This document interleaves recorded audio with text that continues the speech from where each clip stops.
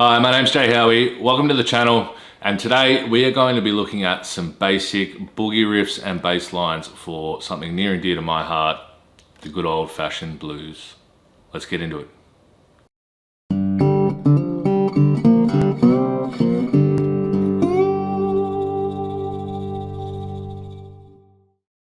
So in today's lesson, we're going to be talking about some really basic ideas with some blues boogie rhythms and bass lines that we can use. A lot of people tend to focus on lead playing when they practice a guitar, and in reality, we only really play lead for 5 to 10% of a song. So for the rest of that time, that rest of that 90 to 95% of the time, you're going to be playing rhythm guitar. So it's a really good idea to build a solid foundation around playing rhythm. So as I said, this is a really basic lesson. It's sort of the first building block that you need to kind of build up and get that sort of blues rhythm going.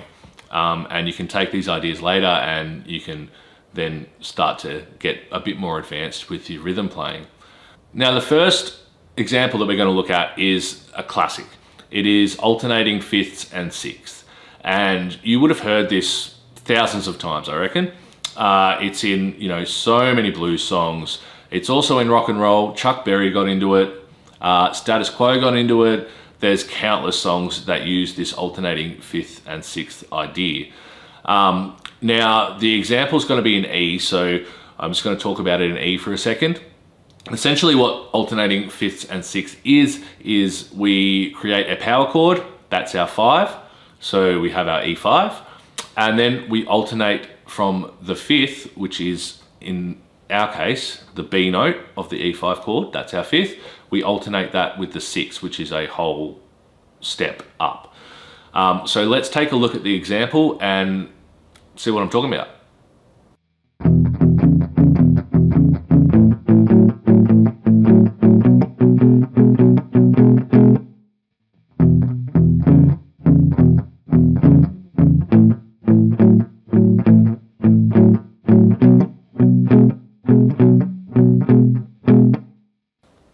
So as you can see from the example, when we're in open position for a blues in E or even a blues in A, alternating between the fifth and the sixth isn't that much of a big deal. It's when we then go to the fifth, our B, where we have to start using and stretching our pinky finger to hit that sixth, that it starts to become a little uncomfortable. That's just time with playing. You'll eventually stretch out the muscle, it becomes a lot easier. And then you'll be able to start moving up the neck into different keys and doing it for the 1, 4 and the 5 chord as well. So that is the old fifth and sixth alternating boogie rhythm. So now we're going to look at single note bass lines, and these are really cool because the amount of variation that you can put into single note bass lines is incredible. It's all up to personal taste. But as long as you get the sort of basic idea around what to do with a single note bass line, you're going to be sorted. So this first example we're going to look at is in the key of E, and we're doing a little flattened third to the third move on this one, which is a pretty cool thing. And we can take this single note bass line and we can move it around the neck as well. So let's take a look at that one.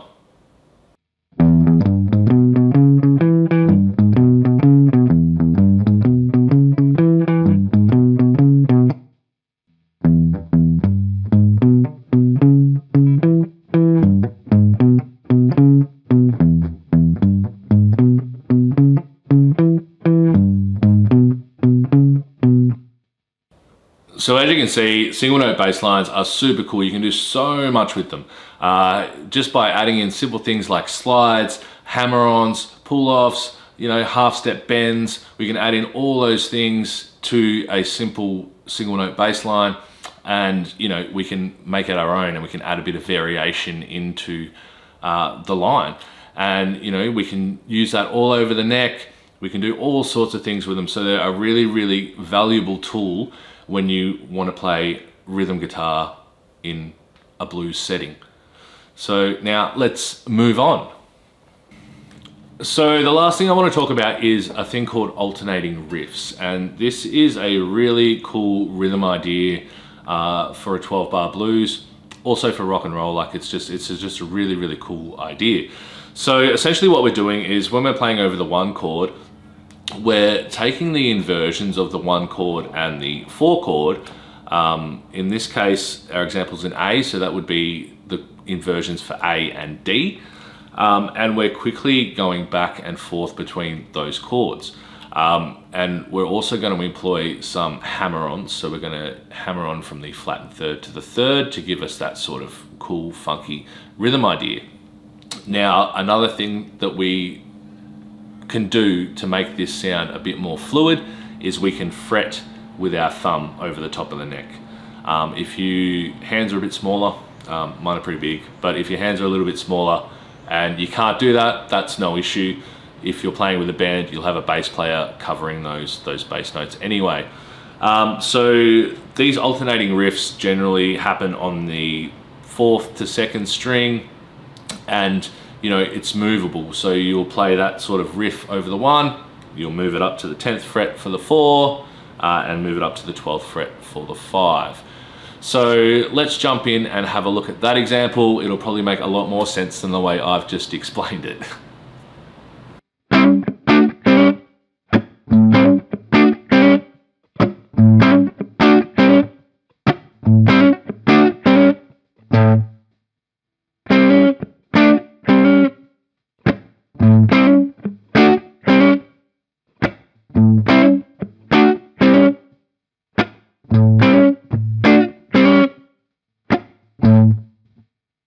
So as you can see with the alternating riff idea, it's really effective, it's really fun, and you can create some really cool bluesy rhythms by using chord inversions. And you're not just sticking to, you know, the alternating 5ths and 6ths that we talked about at the start of the video. You're not just running bass lines, you're using actual chord inversions to create a nice funky rhythm.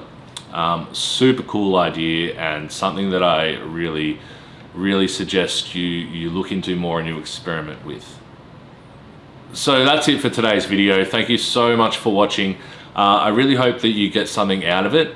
They're really basic ideas around blues rhythm guitar, but as I mentioned previously in the video, rhythm guitar is an extremely important part of playing, and something that I think tends to get neglected. I think a lot of people tend to focus on lead playing more than rhythm, and you know, rhythm's an essential part of playing the guitar, so it's something that we do need to work on. I really suggest that you take the examples from today and try and work out some of your own variations to the rhythms, to the notes you're using. Just try and jazz it up a bit and come up with your own riffs. There's 1,000 ways to skin a cat, and with these basic ideas you'll work them all out.